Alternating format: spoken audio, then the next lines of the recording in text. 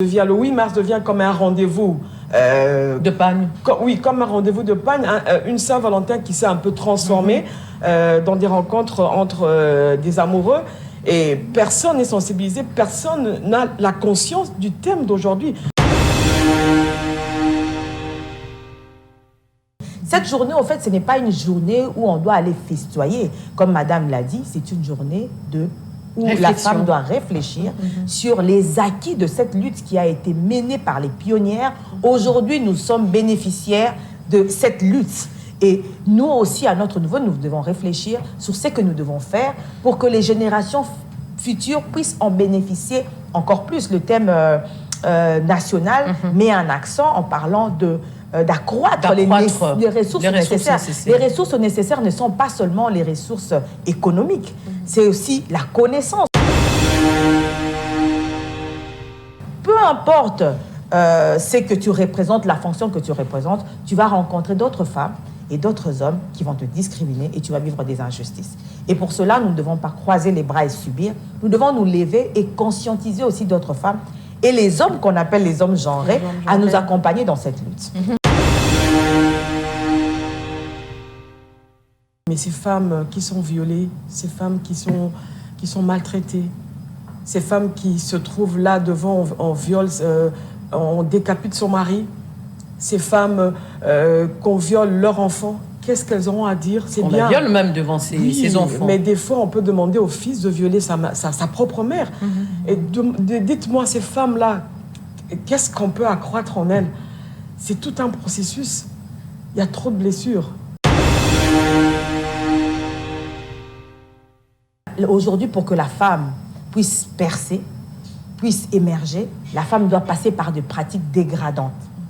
Vous voyez, la femme ne met plus ses compétences. Certaines femmes, je ne vais pas dire toutes les femmes, certaines femmes ne mettent plus leurs compétences au devant. Elles mettent leur corps, leur physique.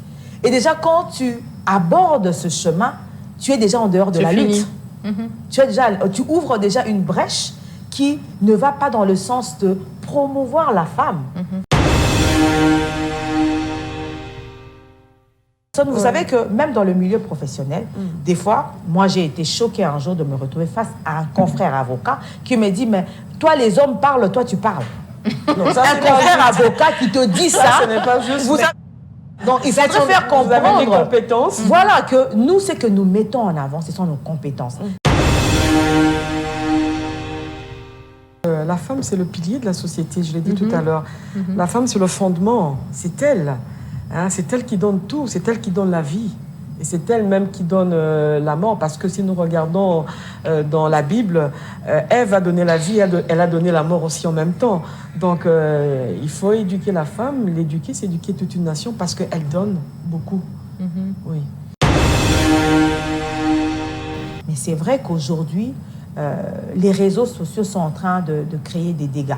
Et j'aimerais lancer un message surtout à la jeune fille, aux jeunes filles, parce que la façon dont les jeunes filles sont en train d'utiliser les réseaux sociaux, c'est triste.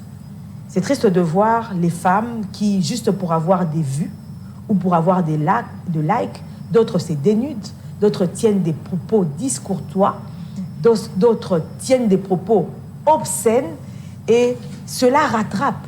Ce que nous faisons aujourd'hui, ça rattrape parce que vos enfants, vous aurez des enfants, vous aurez une belle famille qui verront cela. Mais quelle est la valeur que vous aurez lorsque les personnes, vos enfants, vos petits-enfants ou votre belle famille tomberont sur cette vidéo?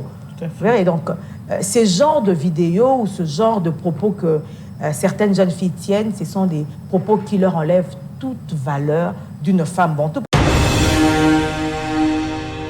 Très heureuse, madame, messieurs, de vous savoir nombreux à suivre cette émission Nespresso spéciale. Aujourd'hui, consacrée à la journée du 8 mars, vous allez constater que sur ce plateau, je ne suis qu'entourée de femmes, de grandes dames. Déjà, à ma droite, j'ai madame Anita Loamoa. Elle est journaliste et présentatrice de grandes éditions au niveau de la RTNC et présentatrice également des émissions politiques, à qui j'ai dit bonjour. Bonjour, madame Feza. Vous allez bien? Oui, je vais très bien, merci. C'est un plaisir de m'avoir invité sur votre plateau. En tout cas, c'est un plaisir partagé. Hein? Vraiment. Et à ma gauche, j'ai Madame Magali Dossi. Elle est cadre au sein de DCU. Elle est présidente de la Ligue de femmes, avocate de surcroît, à qui j'ai dit bonjour également. Bonjour Madame Feza, je vous remercie pour l'invitation. Je salue Madame Anita, je salue également toutes les personnes qui auront l'occasion de nous suivre. Et ça va bien là chez vous, au sein de votre parti? Le parti va bien. Présidente de la Ligue de femmes. Oui, le parti se porte bien. Nous allons bien. En tout cas, vous avez suivi la présentation de ces deux grandes dames. Je rappelle ici le thème international et investir dans la femme, accélérer le rythme. Ça, c'est les thèmes internationaux. Et au niveau national, nous avons choisi comme thème accroître les ressources nécessaires en faveur de femmes et de filles dans la paix pour un Congo paritaire. Au cours de cette émission, nous allons faire également allusion aux mesures prises par la ministre du Genre dans le cadre de cette célébration. Comment célébrer cette journée et quelle attitude adopter? La ministre a donné quand même des orientations. Nous allons avoir une attitude de deuil en soutien avec les femmes de l'Est de la République démocratique du Congo qui souffrent de toutes les atrocités liées à la guerre, liées à l'agression du 1-23. Madame Anita, vous avez suivi tout à l'heure le thème international, investir dans la femme, accélérer les rythmes. Qu'entendez-vous par là, par exemple? Moi, je pense qu'il faudrait, sur le plan, on doit investir dans la femme parce que la femme, c'est quand même un pilier important de la société. On doit investir en elle, on doit accélérer le rythme par rapport... la femme, quand même, a fait, il faut le dire, qu'elle a fait des progrès quand même très significatifs sur l'égalité de genre ou bien l'égalité de sexe sur le plan politique, administratif. Donc, la femme est très participative. Elle participe aussi dans le foyer. Voilà, c'est tout ça que je peux dire. Et Madame Magali, la même question est partagée. Et selon vous, qu'est-ce que vous attendez par investir? Ce que j'entends par investir dans la femme, c'est qu'aujourd'hui, on a compris que la femme joue un rôle prépondérant dans le développement du pays, dans le développement même de différents continents. Et il y a déjà eu des efforts qui ont été consentis en faveur de la femme. Déjà aujourd'hui, nous, ici en RDC, nous pouvons passer librement sur votre chaîne, parler librement, sans pour autant avoir, pour celles qui sont mariées, une autorisation maritale avant. Avant, la femme avait été longtemps considérée comme une incapable qui devait à chaque fois avoir une autorisation avant d'exercer une activité. Mais aujourd'hui, je pense que ce n'est pas seulement les femmes qui comprennent qu'il faudrait investir dans la femme. Lorsqu'on parle de l'investissement, c'est pour que la femme soit plus autonome. Parce que la difficulté que la femme a aujourd'hui, c'est qu'il y a peu de femmes qui sont autonomes. Et lorsqu'on parle de l'autonomie, moi, je ne vois pas seulement l'autonomie économique, je vois aussi même l'autonomie mentale. Parce qu'il y a plusieurs femmes qui sont ignorantes. Et donc, il faudrait continuer à investir dans la femme pour que la femme ait les connaissances nécessaires pour pouvoir savoir qu'elle a des droits et qu'elle a aussi un rôle à jouer pour le développement de la société. En parlant du droit de la femme, est-ce que vous pensez qu'aujourd'hui, c'est la même question, est-ce que vous pensez aujourd'hui que le droit en question, la femme s'y connaît ou bien elle connaît ses droits? Bon, il y a une grande ignorance. En parlant de la RDC, beaucoup de femmes déjà n'intériorisent pas ou ne comprennent pas le concept de droit de la femme. Beaucoup de femmes ont l'impression que lorsqu'on parle de droit de la femme, c'est une sorte de rébellion que la femme veut faire parce que ces droits de la femme, les gens ne le prennent pas. Les femmes, en parlant des femmes, le considèrent plutôt dans le foyer. Parce que vous savez que nous, les femmes congolaises, en parlant de femmes congolaises, nous sommes souvent éduquées pour le mariage. Et donc, lorsque vous parlez des droits des femmes, devant certaines femmes, ça ne passe pas. Il faudrait conscientiser ces femmes, leur faire comprendre que autant la femme, en tant que citoyenne d'un pays, a de devoirs, autant la femme, en tant que citoyenne d'un pays, a de droits.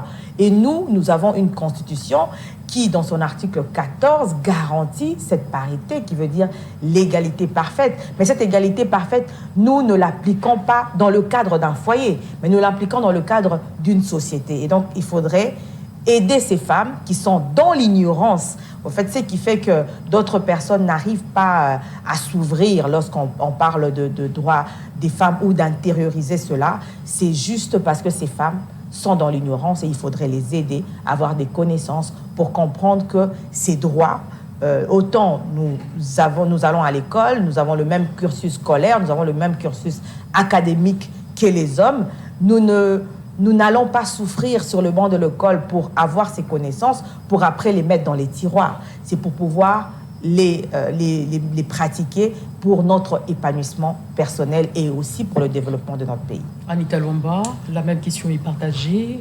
Est-ce que vous pensez qu'aujourd'hui que la femme connaît ce droit, vous, comme vous êtes là, est-ce que vous connaissez réellement vos droits et tant que présentatrice, et tant que femme à la maison, parce que vous êtes une mère, au-delà de tout ça. Et est-ce que vos droits, vous connaissez vos droits et tant que femme? On peut dire que les droits de la femme ne sont pas quand même assez vulgarisés. Là, je lance un appel au ministère du Genre et Famille. Les femmes, actuellement, peu de femmes connaissent leurs droits et beaucoup, comme Madame Magui vient de le dire, beaucoup sont ignorantes. Elles ne connaissent pas ce qu'elles doivent faire, qu'est-ce qu'elles doivent réclamer. Elles ne savent pas leurs droits. Même au niveau de la famille, la femme, quand même, elle est relais quand même à un niveau inférieur. La femme n'a rien à dire. La femme n'a aucun mot à dire par rapport aux droits qui nous régit, par rapport à la Constitution qui nous donne justement ce droit-là. Oui, au niveau de... En tant que journaliste, nos droits comme tels ne sont pas très très bien connus parce que moi-même je n'en connais même pas. Oui, ça nous fait rire, mais c'est quand même grave. C'est quand même, c'est très grave. Hein. On rigole, ça a l'air banal, mais c'est quand même grave que nous, les femmes journalistes, quelque part, nous sommes ignorantes quand même de nos droits sur le plan professionnel. Voilà. Et maintenant, que faire pour arriver à s'imprégner de ce droit ou bien connaître réellement ce droit? Quelle est la part du ministère de tutelle? On doit sensibiliser justement. Le ministère de tutelle doit sensibiliser les femmes. La femme rurale, le ministère doit sensibiliser la femme journaliste. Il n'y a pas de sensibilisation à notre niveau. Nous sommes en train aujourd'hui de fêter la fête du 8 mars. Mais vous pouvez poser la question à des femmes. Il y a certaines femmes qui ne connaissent même pas le thème de l'année. Elle s'amuse peut-être à mettre son pagne, ça devient, le 8 mars devient comme un rendez-vous. De pagne. Oui, comme un rendez-vous de pagne, une Saint-Valentin qui s'est un peu transformée dans des rencontres entre des amoureux. Et personne n'est sensibilisé, personne n'a la conscience du thème d'aujourd'hui. Je félicite d'ailleurs le gouvernement de la République aujourd'hui qui nous impose le 8 mars à nous mettre en noir. Donc c'est quelque part une introspection que la femme doit faire en elle par rapport aux atrocités qui sont à l'est du pays. Je crois que pour cette fois-ci, la femme aura au moins conscience de cette journée qui lui est dédiée. Madame Magali, c'est la même question, mais sous peut-être une autre forme. Aujourd'hui, est-ce que vous pensez que le ministère de tutelle joue réellement son rôle de sensibilisatrice? Je pense que le ministère de tutelle joue son rôle, mais peut-être pas assez, pas suffisamment. Je ne sais pas, peut-être il y a de contraintes, parce que le ministère de genre devrait aussi travailler avec...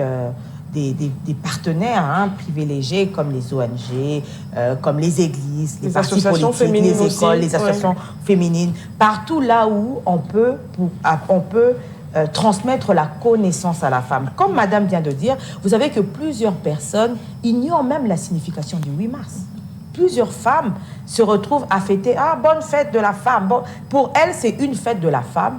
Elles ne savent pas, elles ne connaissent pas l'historique, la genèse de cette fête. Elles ne savent pas pourquoi on célèbre cette journée. Cette journée, en fait, ce n'est pas une journée où on doit aller festoyer. Comme Madame l'a dit, c'est une journée où la femme doit réfléchir sur les acquis de cette lutte qui a été menée par les pionnières. Aujourd'hui, nous sommes bénéficiaires de cette lutte.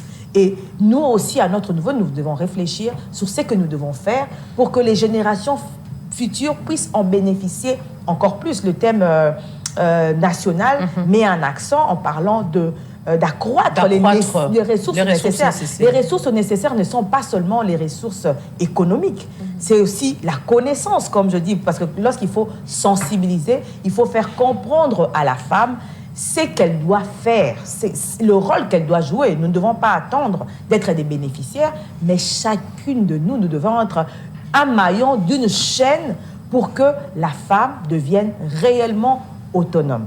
Malheureusement, on n'est même pas conscient de cela. Hein. Exactement. Voilà pourquoi moi, je ne cesse de lancer un appel aux femmes de tous bords, que chacune, celle qui a compris et intériorisé la notion de la parité, de pouvoir conscientiser, sensibiliser. Cela commence déjà dans nos familles.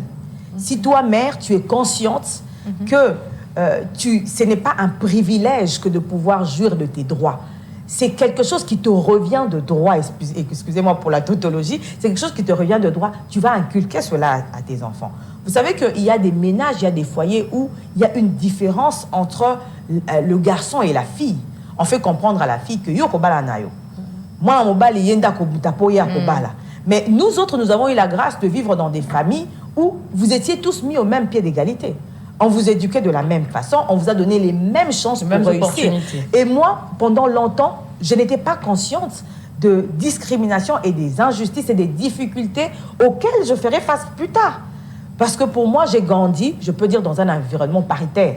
Mais en grandissant, je voyais souvent les femmes faire des ateliers. Je me disais, mais qu'est-ce qu'elles vont faire là-bas? Nous sommes bien. Mais c'est plus tard que ça m'a rattrapée, que j'ai compris que réellement, la femme, peu importe c'est que tu représentes, la fonction que tu représentes, tu vas rencontrer d'autres femmes et d'autres hommes qui vont te discriminer et tu vas vivre des injustices. Et pour cela, nous ne devons pas croiser les bras et subir.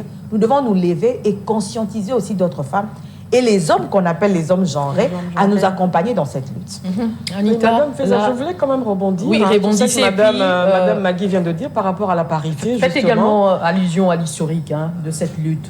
Par rapport à la parité d'abord, je me dis, certaines femmes aussi, même les femmes les plus évoluées, ne comprennent pas aussi quelque part cette parité, cette égalité de sexe, parce que l'égalité de sexe, ce n'est pas sur le plan physique, c'est sur le plan professionnel, sur le plan de la capacité, la compétence.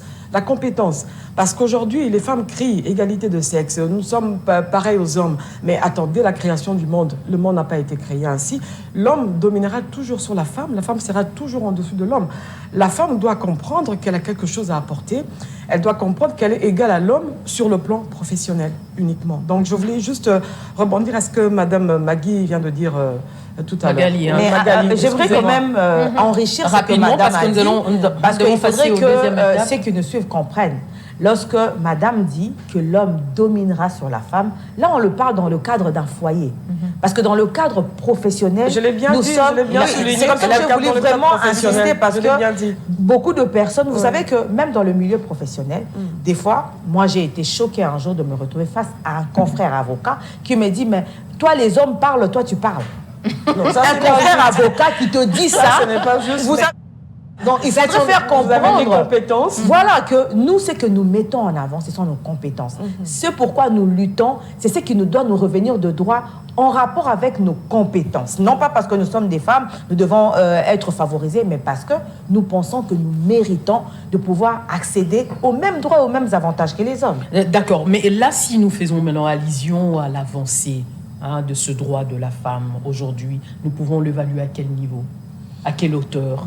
Si moi je dois quand même évaluer, si nous sommes peut-être à 60%, parce que aujourd'hui c'est vrai, les femmes, oui, elles sont dans les instances de prise de décision, mais pas en grande partie, pas en grande majorité. Donc il y en a encore des efforts à fournir. Mais qu'est-ce qui est à la base, Anita? On a encore des efforts à fournir pour qu'aujourd'hui la femme soit valorisée, aujourd'hui que la femme soit dans les instances de prise de décision. Donc il faudrait encore continuer à sensibiliser l'opinion nationale et internationale. Il faut sensibiliser la femme, lui montrer qu'elle est capable d'apporter quelque chose dans la société.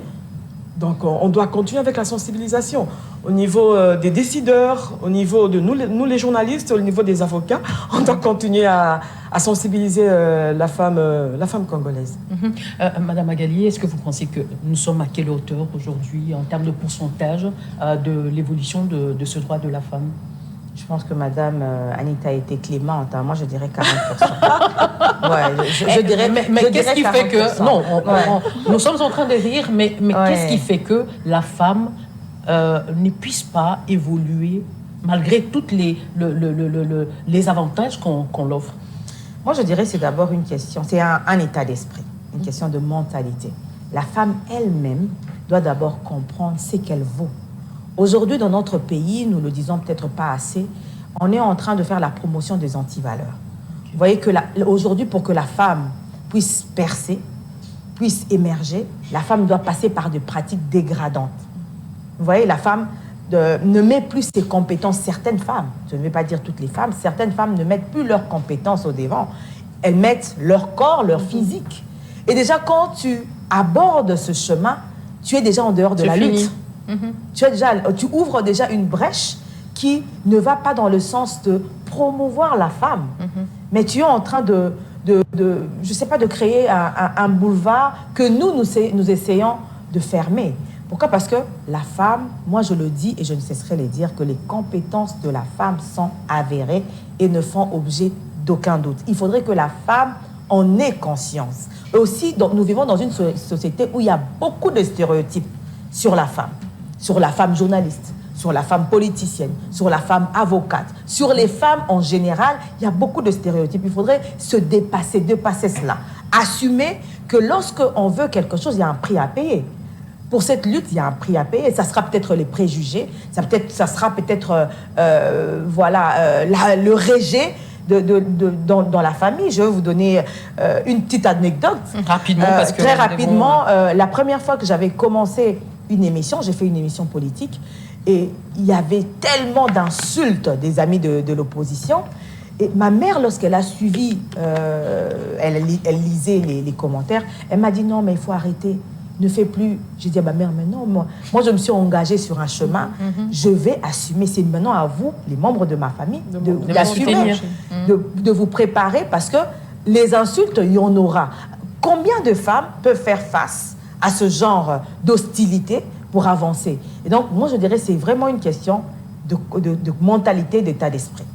Là d'où nous faisons allusion au thème national qui est accroître les ressources nécessaires en faveur de femmes et de filles dans la paix pour un Congo paritaire. Anita Lwamba, selon vous, est-ce que vous pensez que cet accroissement de la femme dans la paix, est-ce que c'est possible?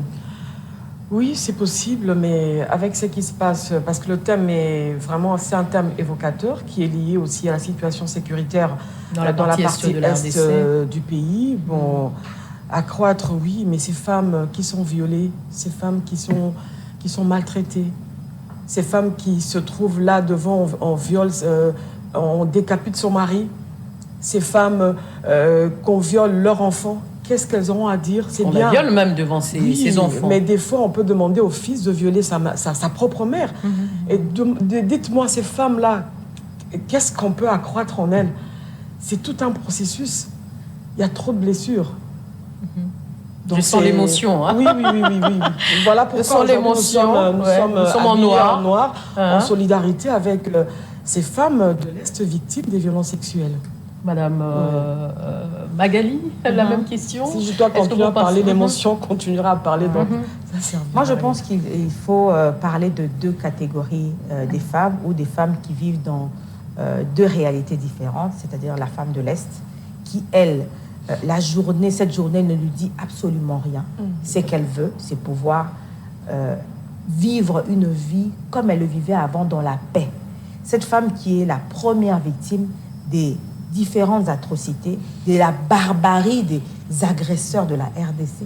Elle sait qu'elle veut, c'est de pouvoir vivre en paix, pouvoir vaquer à ses occupations, pouvoir se reconstruire mentalement, moralement, économiquement. C'est ce qu'elle cherche. Et donc, aujourd'hui, si nous sommes en noir, c'est en solidarité avec nos sœurs, nos mères, nos filles de l'Est, parce qu'on se dit, la RDC est comme un corps. Et lorsqu'une partie d'un corps est touchée, c'est tout le corps qui souffre. Nous le faisons aujourd'hui. C'est peut-être symbolique aujourd'hui, mais c'est, je peux dire, un état d'esprit que nous avons en permanence, que nous traînons tous les jours, lorsque nous entendons que nos sœurs, nos frères, nos mères sont violées. C'est quelque chose qui ne peut réjouir aucun Congolais digne de ce nom. Et donc, aujourd'hui, nous venons témoigner cette solidarité. Et je pense que ce thème, comme l'a dit Madame Anita, ces femmes n'ont rien à accroître. Elles veulent le retour de la paix.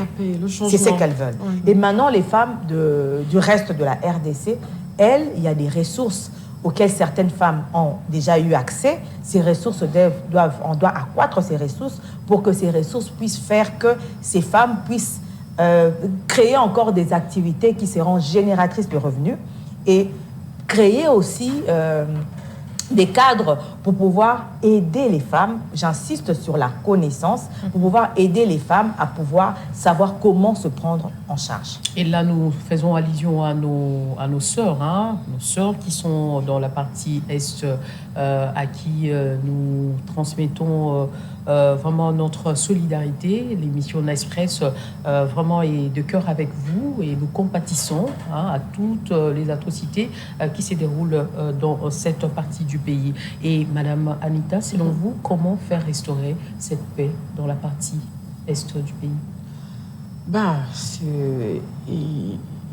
Comment le faire restaurer, ça c'est au pouvoir public, de restaurer la paix.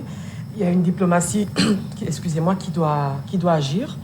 Le chef de l'État, Félix-Antoine Tshisekedi, était sur ce chemin-là, la diplomatie. Il y a plusieurs solutions pour restaurer cette paix parce que la guerre a trop duré. Elle a trop duré, oui. Combien d'années déjà? Je crois 30 ans. 30 ans déjà, ouais. Presque. Madame Magali. Il y a des solutions politiques. Au-delà de solutions politiques, diplomatiques qu'a évoqué Madame Anita, aviez-vous quand même d'autres suggestions? C'est la seule solution que. Mais est-ce que vous pensez que c'est suffisant? Écoutez, la guerre, pour moi, la guerre n'a que deux solutions. La solution est bidimensionnelle, elle est diplomatique, elle est militaire. Ce sont les deux solutions que nous avons en main. Soit nous équipons notre armée comme il le faut, nous débarrassons notre armée de tous les traîtres, parce qu'il y a beaucoup de traîtres qui affaiblissent notre armée, et nous essayons aussi de créer des alliances, avoir des alliés, parce qu'aujourd'hui, le Rwanda, la force du Rwanda, ce n'est pas le Rwanda, ce sont les alliés qui sont derrière le Rwanda.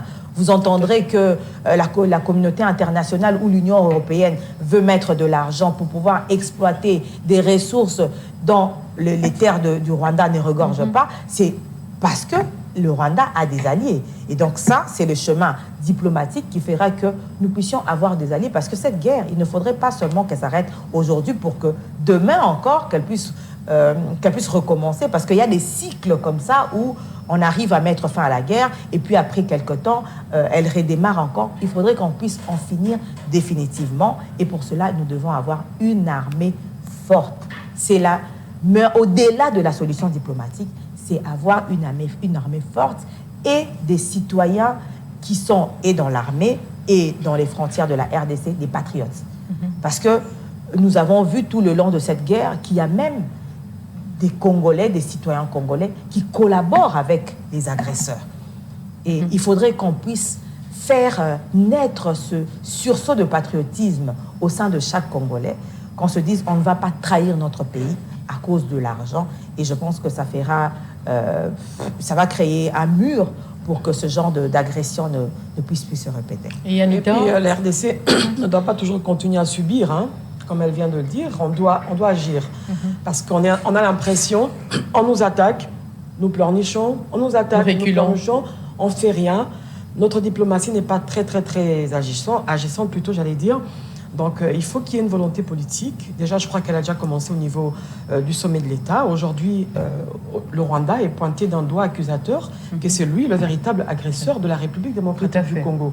Donc, il faudrait que la RDC agisse, c'est une armée forte, équiper l'armée, et je crois qu'on pourra aller vers une paix durable.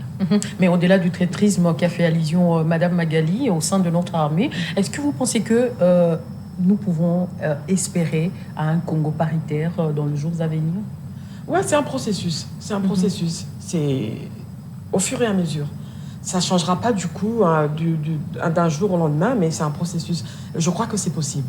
C'est possible, Madame Magali? C'est possible, parce que là où nous sommes aujourd'hui, nous venons de quelque part, nous sommes arrivés aujourd'hui. Aujourd'hui, si nous voyons, nous avons, je peux dire, cette chance d'avoir un président qui est un homme genré, champion de la masculinité positive, qui est en train de promouvoir les femmes au poste décisionnel. Et je pense que si cet état d'esprit et aussi le partage même des chefs des partis politiques, parce que vous savez, pour parler de la femme politique, le problème, c'est que le chef de l'État, je pense que lors du premier gouvernement Sama, le chef de l'État voulait atteindre 30%. Mais il n'a pas pu atteindre 30%, il a atteint 27%. Mais parce que les chefs des partis politiques ont préféré envoyer les noms des hommes plutôt que les noms des femmes. Est-ce que vous pensez que c'est seulement le chef de parti politique, je m'excuse, Madame Anita, est-ce que vous pensez que c'est seulement le chef des partis politiques qui sont défaillants et non les femmes qui ne veulent pas s'assumer? Je pense que dans les partis politiques, moi je vois le cas de mon parti politique, il y a plusieurs femmes qui se battent. Il y a plusieurs femmes qui se démarquent. Il y a plusieurs femmes qui sont compétentes. Pourquoi accepter que ces femmes, ou continuer à utiliser ces femmes comme des dialoguistes, comme des personnes qui font de remplissage, mais lorsqu'il s'agit du partage du gâteau, là, ce sont les hommes qui font sortir leur biceps. Moi, je pense que, puisque ce sont les chefs des partis politiques qui donnent les listes des personnes qui doivent être nommées, c'est à eux de faire un effort, de pouvoir voir. Ils ne vont pas me dire que dans leur parti, il n'y a que des femmes qui ne sont pas instruites, il y a que des femmes qui ne sont pas compétentes. Il y a des femmes des hauts cadres, parce que pour être déjà haut cadre d'un parti politique, ça veut dire que tu as des compétences. Et ces femmes hauts cadres, elles ne peuvent pas aller faire un travail dans le gouvernement, elles ne peuvent pas aller faire un travail au sein des entreprises publiques, c'est seulement les hommes. Et donc, il faudrait que les chefs des partis politiques aient aussi cet état d'esprit de pouvoir promouvoir la femme, de pouvoir donner aussi l'occasion à la femme de pouvoir gérer différemment, parce qu'on a vu que la gestion de la femme, elle est différente. La gestion de la femme est beaucoup plus orthodoxe que la gestion de l'homme. Pourquoi ne pas donner cette chance aux femmes? Est-ce que vous êtes cet avis? Je crois que les responsabilités sont quand même partagées. Oui, les responsabilités sont partagées parce que la femme elle-même pose aussi problème. Tout à fait. Les femmes ne se soutiennent pas entre elles. Les femmes, à un moment, elles n'ont pas. Mais pourquoi cette question se répète? Les femmes ne se soutiennent pas. Mais pourquoi nous devons arriver quand même à trouver une solution, Anita? Oui, mais la solution, c'est la femme elle-même qui doit aussi donner la solution. Parce que on a le gender est là, le chef de l'État promouvoit les femmes, mais qu'est-ce qui se passe? Dans les partis politiques, il y a des femmes qui sont dans des... Il n'y a pas une solidarité de femmes. Il n'y a pas de solidarité. Je crois que les responsabilités sont quand même aussi partagées. On n'a pas seulement à rejeter la faute sur l'homme. La femme aussi quand même est fautive parce qu'elle ne connaît pas quelque part aussi ses droits. Et... Je peux réagir. Nous allons continuer à réagir mais vous allez rebondir quand je poserai une autre question. Aujourd'hui, nous faisons quand même allusion à cette orientation donnée par la ministre du Genre, l'attitude de deuil, comme nous sommes ici, nous sommes presque habillés en noir. Est-ce que vous pensez que c'est suffisant pour la femme de l'Est? Et vous pouvez répondre à votre question. Je pense que vaut mieux faire quelque chose plutôt que de ne rien faire. Nous sommes limités en tant que femmes. Plusieurs, nous ici, qui sommes ici, nous avons peut-être déjà dépassé l'âge d'aller nous enrôler dans l'armée pour pouvoir aller nous battre. Nous nous battons en utilisant le micro, en dénonçant tout ce que nos sœurs et tout ce que la partie Est est en train de subir. Je pense qu'il faudrait quand même saluer cet acte que le ministre du Genre a préconisé, parce que ça aura un impact. Si on en parle sur le plan international, c'est pour attirer aussi l'attention des gens, c'est pour aussi attirer cette sympathie et pour réveiller aussi les consciences, pour savoir que la femme congolaise doit comprendre qu'ici à Kin, nous vivons, nous vaquons calmement, librement à nos occupations, mais nous avons des sœurs qui sont dans des situations très compliquées. Et ce jour, c'est aussi une occasion de réfléchir sur qu'est-ce que nous pouvons faire, nous les femmes, pour aider la femme de l'Est. Comme nous ne pouvons pas aller prendre les armes. Mais qu'est-ce que nous pouvons faire? Madame Anita a parlé du manque de solidarité des femmes. C'est vrai, les femmes ne se soutiennent pas. Mais ça commence à changer un peu avec les ONG, les groupes des femmes qui commencent à se lever ça et là, où les femmes sont en train de conscientiser les autres femmes pour dire que notre force, c'est dans l'unité. Notre force, c'est dans l'ensemble. Si nous nous combattons, nous ne pourrons pas atteindre notre objectif, parce que quand nous nous combattons, les hommes sont en train de frayer un chemin, ils sont en train d'avancer. Et donc, c'est ce que je peux dire. Madame Anita, la même question et vous êtes posée. Est-ce que vous pensez que c'est suffisant pour la femme de la RDC d'avoir seulement une attitude de deuil? Est-ce que ce n'est pas de choses déjà faites, déjà vues? Oui, à mon avis, c'est du déjà vu, du déjà entendu, mais c'est quand même un signal fort pour cette journée du 8 mars.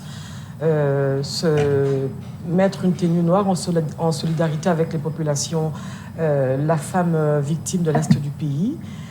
Je crois on doit encore faire plus, parce qu'on peut s'habiller en noir aujourd'hui, oui. Nous envoie un signal à la communauté nationale et internationale, mais qu'est-ce qui change à l'Est du pays? Les femmes continuent à être violées, la guerre perdure, donc il n'y a rien qui change. Il ne faut pas qu'on se limite seulement dans les slogans, il ne faut pas qu'on se limite seulement dans les ports. On peut se réveiller, la ministre du Genre, elle dit, bon, le 8 mars, on sera vêtu en noir. L'année passée, je crois que c'était dans la méditation, mais ça nous permet aujourd'hui d'envoyer un signal fort et de faire une introspection de la femme qui est victime des violences sexuelles à l'Est du pays. Et quelles sont les valeurs de la femme aujourd'hui? C'est-à-dire les valeurs que peut apporter aujourd'hui la femme dans notre société? La femme a plusieurs valeurs. Hein. Elle a plusieurs valeurs. Sur le plan éducationnel, la femme apporte un plus. La femme est un pilier important pour la société. C'est elle qui éduque. C'est elle, aujourd'hui, cette femme rurale ou bien cette femme qui travaille contribue aussi sensiblement dans son ménage. Donc la femme a des valeurs à apporter, que ce soit des valeurs, des compétences intellectuelles, physiques aussi, hein, parce que c'est elle qui porte les enfants. Ouais. Ok, la même question, madame, en faisant allusion, par exemple, aujourd'hui aux réseaux sociaux qui détruisent quand même nos mœurs. Hein. Est-ce que nous avons encore certaines valeurs, hein? Je dirais qu'en général, la femme a des valeurs parce que la femme a plusieurs casquettes. La femme, elle est mère, elle est éducatrice, elle est conseillère. C'est elle la première infirmière, le premier médecin. C'est elle vers qui, lorsque ça va mal, que ce soit le mari, que ce soit les enfants, se tournent. Mais c'est vrai qu'aujourd'hui, les réseaux sociaux sont en train de créer des dégâts. Et j'aimerais lancer un message surtout à la jeune fille, aux jeunes filles, parce que la façon dont les jeunes filles sont en train d'utiliser les réseaux sociaux, c'est triste. C'est triste de voir les femmes qui, juste pour avoir des vues ou pour avoir des likes, d'autres se dénudent, d'autres tiennent des propos discourtois, d'autres tiennent des propos obscènes, et cela rattrape. Ce que nous faisons aujourd'hui, ça rattrape parce que vos enfants, vous aurez des enfants, vous aurez une belle famille qui verront cela. Mais quelle est la valeur que vous aurez lorsque les personnes, vos enfants, vos petits-enfants ou votre belle famille tomberont sur cette vidéo?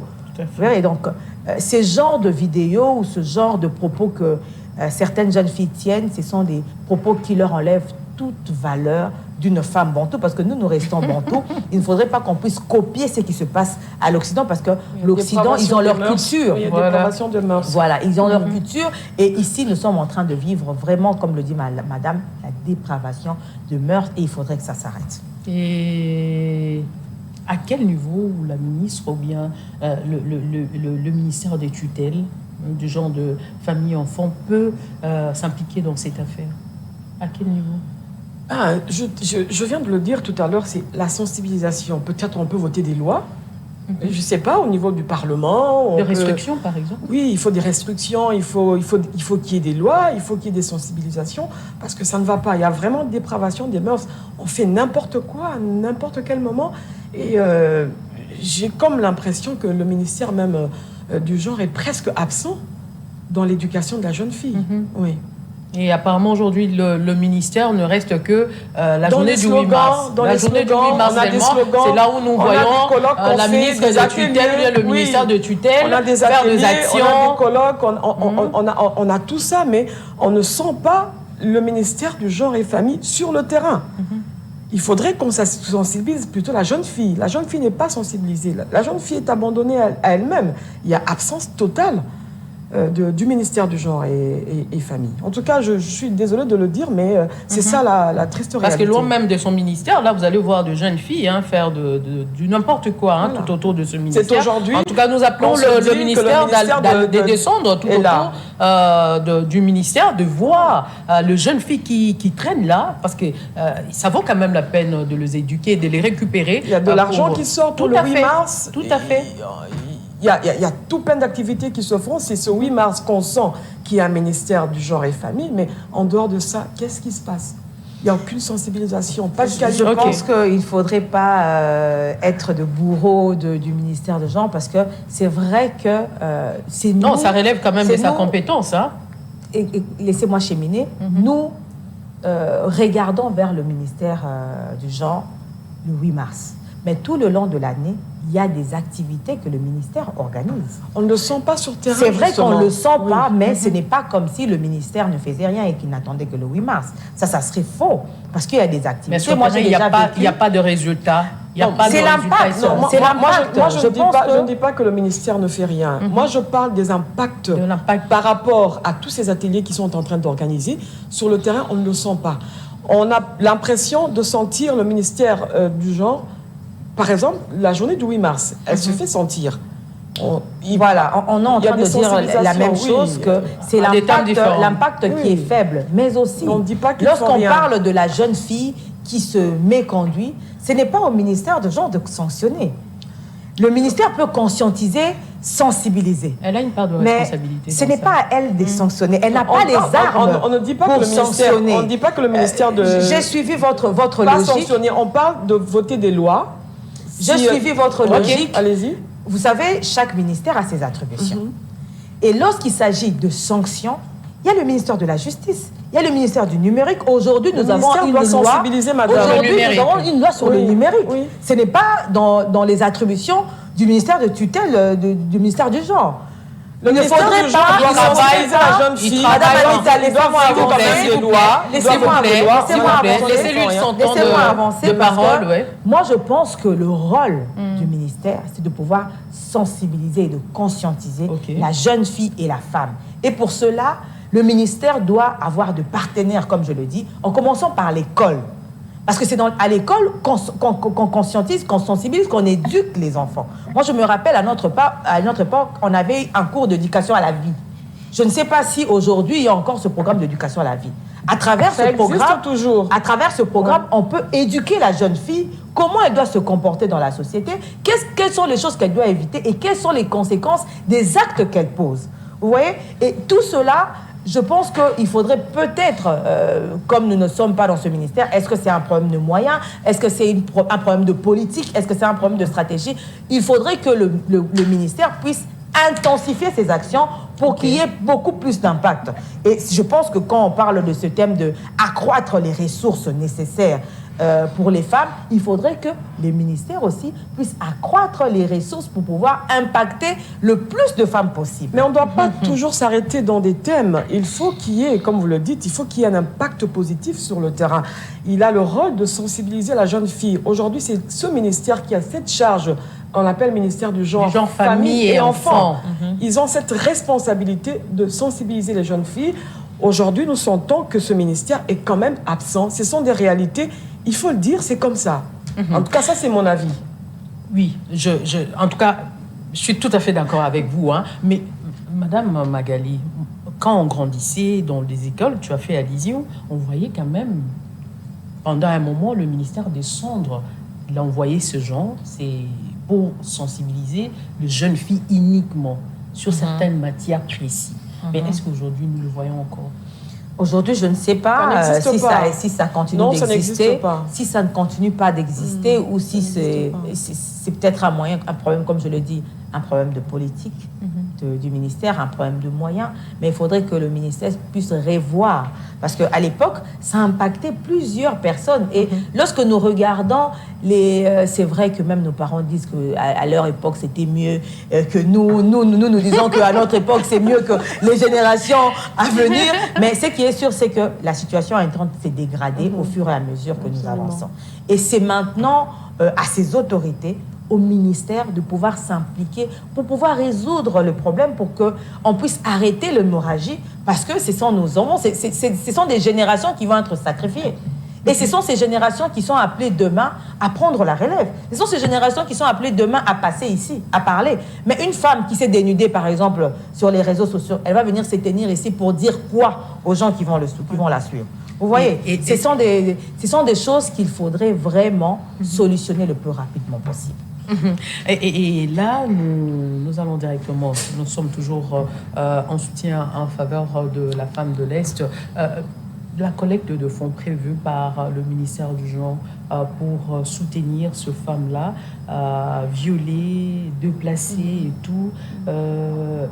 Est-ce que vous pensez que c'est suffisant? Ça ne sera pas suffisant.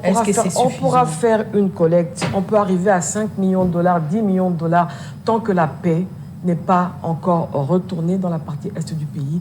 Ça sera toujours insuffisant. Parce que ces femmes violées n'ont pas de toit. Moi, j'étais allée, je crois, une fois l'année passée en reportage dans un camp des déplacés à Goma. Ce que j'ai vu, j'étais horrifiée. Ces femmes n'ont pas d'endroit où se laver. Ces femmes n'ont pas de maison où habiter. Elles habitent dans des tentes. Et quand il fait chaud, elles sont exposées aux maladies. Les enfants sont exposés à des maladies hydriques. Donc, c'est vraiment compliqué.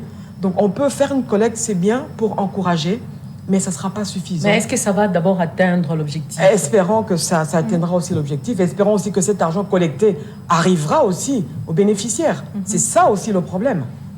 Madame Magali. Moi, j'encourage toute forme d'initiative ou toute initiative qui est prise pour pouvoir aider nos sœurs, les soulager tant soit peu. Nous ne pouvons pas cracher dessus, mais c'est vrai que la véritable solution, c'est le retour de la paix, le retour total de la paix.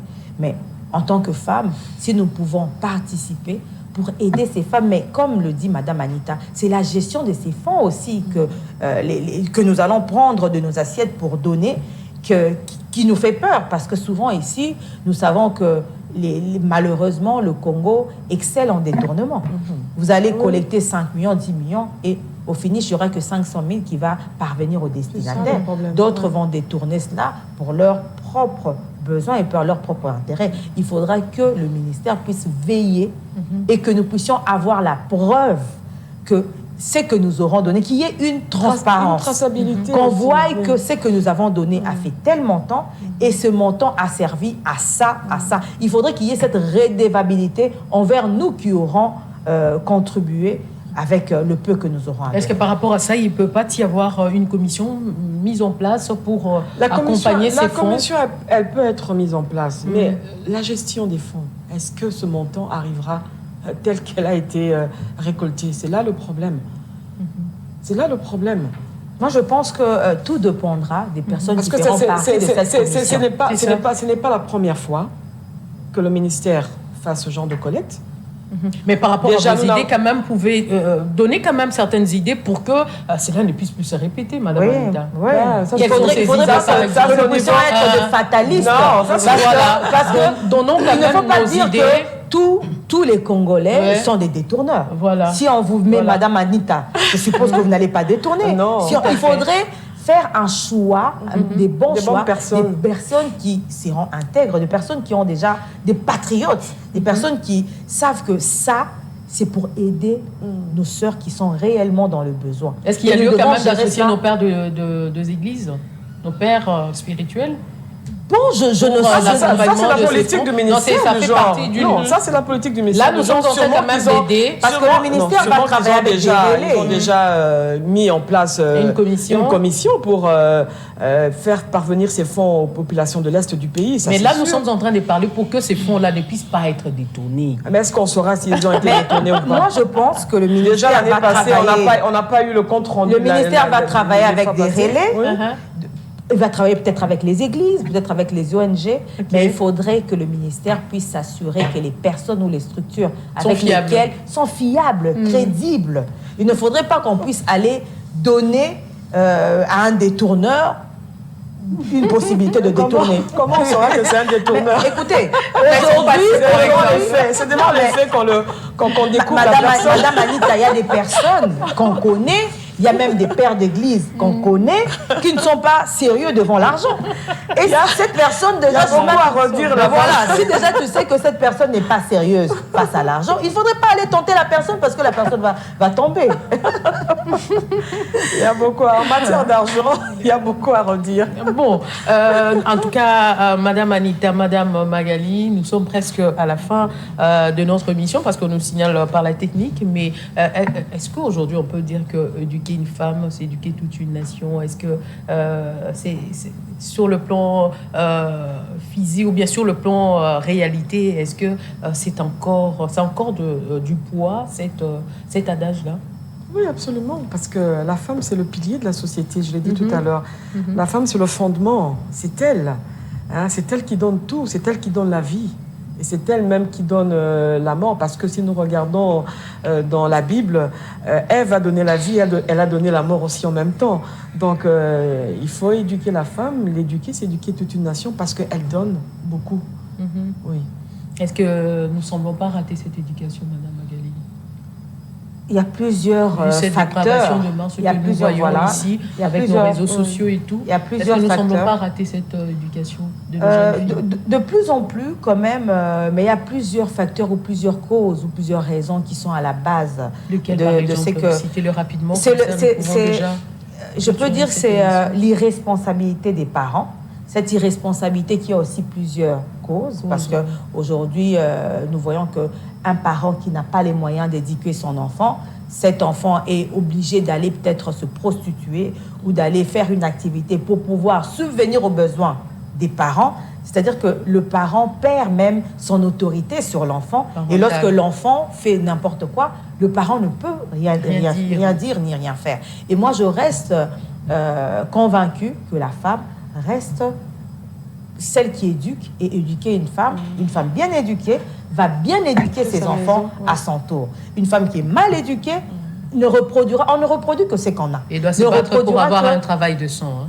Bien sûr. Parce que ça fait partie des aléas de ce que tu viens de dire. Hein. Bien sûr, bien sûr. Lorsque nous parlons de la promotion et de l'épanouissement de la femme, cela passe aussi par une activité professionnelle ou par une activité qui est génératrice de ressources. Madame Anita, on clôture avec toi. Est-ce que vous pensez que ce n'est pas du raté, l'éducation de la jeune fille aujourd'hui, à Kinshasa par exemple? Oui, quelque par rapport à tout ce que nous voyons sur la toile, l'éducation de la jeune fille, quand même, c'est du raté. Oui, Madame vient de le dire tout à l'heure, il y a l'irresponsabilité des parents. Il y a, et de l'État même. Tout